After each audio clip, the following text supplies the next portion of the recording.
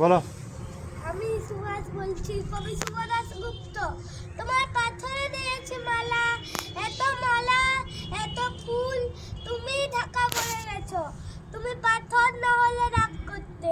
56 বছর আগে এক মধ্যরাতে এলগিন রোডের তিনতলার ঘরে আলো জ্বলছিল।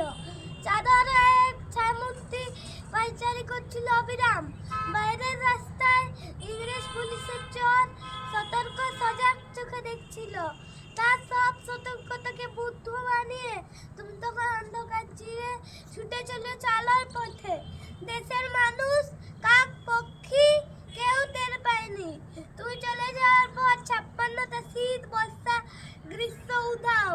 তুমিও সেই থেকে প্রত্যেক জানুয়ারিতে পৃথিবীর এপাড়া ওপাড়া সব মাটিতে তোমার অনশ্বর পায়ের ছাপ।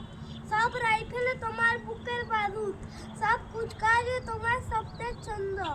পরশ পাথরের মতো স্বাধীনতাকে খুঁজে চলেছে তোমার অন্তরে লুকিয়ে থাকা খেপা। তোমার গন্তব্য ছিল স্বাধীনতা, তোমার পথ ছিল স্বাধীনতা, তোমার স্বপ্ন ছিল স্বাধীনতা, তোমার প্রেম ছিল স্বাধীনতা। তুমি রক্ত চেয়েছিলে স্বাধীনতার জন্য, তুমি তাই পাথর যার স্বাধীনতার আড়ালে চেয়েছিল গদি, চেয়েছিল সিংহাসন। ইংরেজদের ছেড়ে যাওয়া লুটের রাজ্যপাট তারা রইল সুখে। ভারতবর্ষের টাকায় তাদের সুখ, তোমার নয়। ভারতবর্ষের অফিসে আদালতে তাদের ছবি, তোমার নয়। ইংরেজ গরিব মানুষকে পায়ের নিচে রাখতো, আমরা বড় লোকদের মাথায় করে রেখেছি। স্মাগলার কিংবা ডাকাতকে চোর হাতে সভাপতির আসলে আহ্বান করেছি। ইংরেজ এই দেশের ধন সম্পত্তি লুট করতো, আমরা দেশটাকে বেচে দিচ্ছি। ইংরেজ দিয়েছে চাবুক, লাঠি, গুলি, আমরা দিয়েছি মস্তান মাফিয়া নেতার বুলি।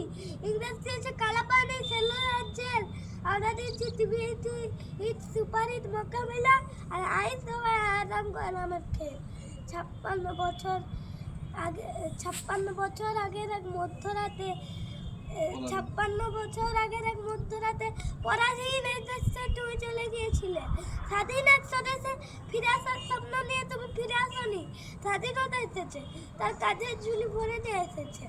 ভোট নামক রাষ্ট্রযোগ্য, গণতন্ত্র নামক চিরায়ত মাস্টার নয়, প্রগতি নামক লেখকের স্ট্যাটিস্টিক, সংহতি নামক বিস্ফোরণ চুরমার, ঐতিহ্য নামক মন্দির মসজিদের ঝগড়া।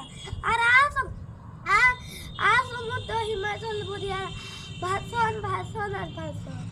56 বছর ধরে তুমি পাথর হয়ে আছো। 56 বছর ধরে ভালোবাসার অধীর অপেক্ষায় কান পেতে আছে। ইতার তরঙ্গে কবে হঠাৎ শুনে যাবে স্বাধীনতার নিজস্ব কণ্ঠস্বর। আমি সুভাষ বলছিলাম। বাহ, বাহ।